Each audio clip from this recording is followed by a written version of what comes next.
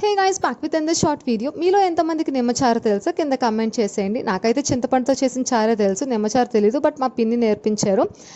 చాలా సింపుల్. మనం ఎంతైతే చారు పెట్టాలనుకుంటామో బౌల్తో అంత వాటర్ తీసుకొని తగినంత సాల్ట్ యాడ్ చేసుకొని, ఒక స్పూన్ పసుపు, ఒక స్పూన్ కారం వేసుకొని, ఒక 2 లెమన్ స్క్వీజ్ చేసుకోవాలి.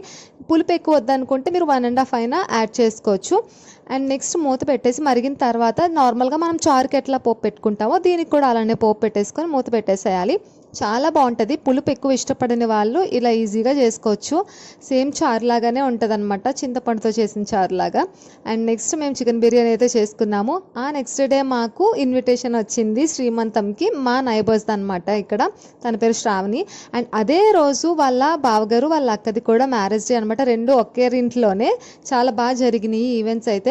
ఆఫ్టర్నూన్ తన శ్రీమంతం అయిపోయిన తర్వాత ఈవినింగ్ కేక్ కటింగ్ అయింది. మేమైతే లంచ్ అక్కడే చేసి వచ్చాము. నా ఫ్రెండ్స్తో కలిసి నేను వెళ్ళాను అనమాట.